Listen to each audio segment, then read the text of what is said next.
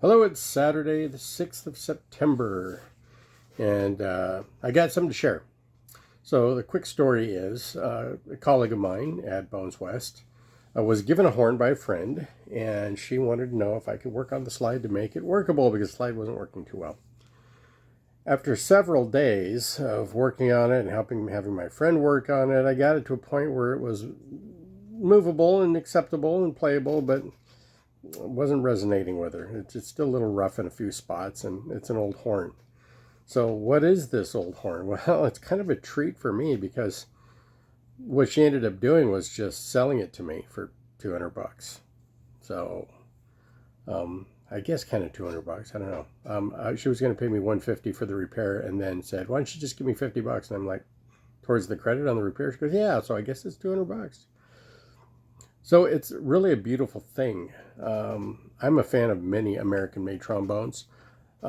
In case some of you have read some of my posts, and I don't want you to misinterpret my feelings on the King 2B and the King 3B. I own them both. I think they're spectacular horns.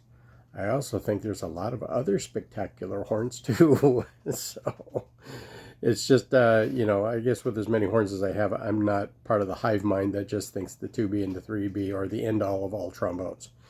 Because they're not. They're great. They're fantastic. But the universe does not revolve around the King 2B and the King 3B. So anyway, let's dial it back here. We're talking Martin. I have a Martin collection of horns. But this one came into my hands today, and I was really pleased to see what it is. Here, take a look. Okay, first of all, I added the counterweight. But look at that beautiful olive color on that lacquer. That's the original lacquer. Now, a lot of Martin committees end up with their lacquer looking quite a bit like that as well. It gets this really honey olive type of color on it. But what I noticed was just how beautiful, like the nickel is. The horn is in really beautiful condition. We get down here, and that's the mouthpiece that came with it. This is a Martin mouthpiece. And what does it say here? If I can see it, Martin Elkhart, size 23. And it's just really ornate and beautiful. And it looks like it was hand stained because you can see like where dark spots are. It's kind of like on the edges. It's like hand finished furniture. And there's no slide lock. There's a tenon screw. So this is a 1938 model with this beautiful nickel and these great slides. Nickel sleeves up on the top here. Yeah, it's crazy, but you're like, what is it? What is it? What is it? Okay, look, it is. Oh, let me get it off the thing here. It is a Martin Imperial. So we can get over here. You can see that little etching right there. That says Handcraft. So the Handcraft series of the Martins was their top professional line horn.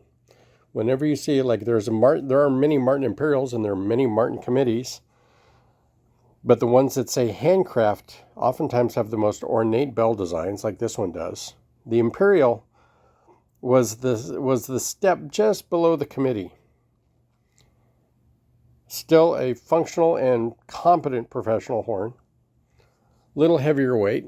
I think it's originally the one of the earlier Imperials I have is a single bore, about 485, I think.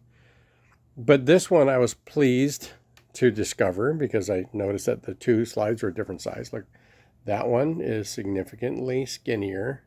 Sorry about all the crap in the background. That's skinnier than this one. So I measured them.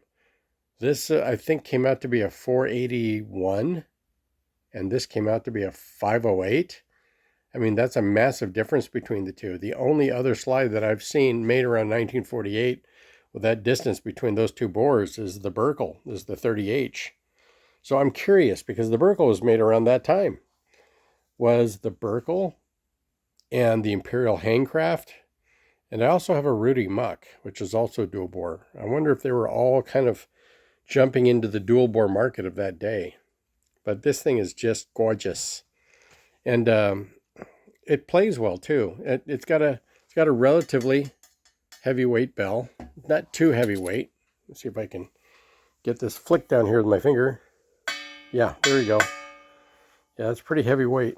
You know, the heavyweight metal that they were using on the trombones back then, again, were designed to darken the tone, focus the tone, give it a very tonal outward projection. But yeah, it's just it's pretty cool. So she gave it to me for basically $50 and the work I put into it, and I'm really pleased to have it. The slide's still a little janky. I don't know if I'll ever get it to the point where it's a new slide. It works. Anyway, stay tuned. I'll do a little play demo for you. I'm not going to use this mouthpiece though. I find out that I have a better tone on a different mouthpiece. So hang on. Okay, reaching into my arsenal of vintage mouthpieces, the one that I thought makes a really nice round tone on this is this. It's a Vincent Bach New York 8. You can see it's kind of vintage looking, but it's got a really nice deep cup in it, and I get a nice round tone on it.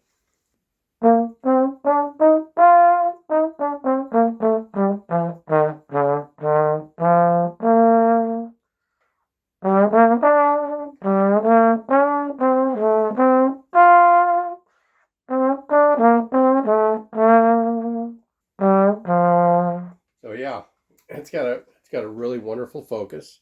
It's not too dark. It's not too bright. It's kind of somewhere in between. And then this Vincent Bach Corporation 8 mouthpiece, New York, also with the deeper cup, gives it a nice sound. I also find that I like the Vincent Bach 8 as well on this. So Vincent Bach 8. I don't know if you can see.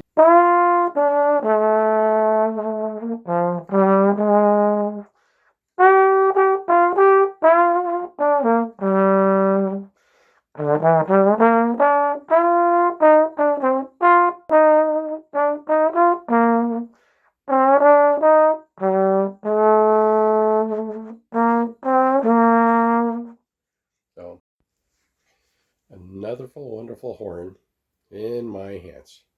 Anyway, thanks a lot, Gene. I appreciate the gift. And I hope you liked this episode and learned something about the Martin Company. All right, bye-bye.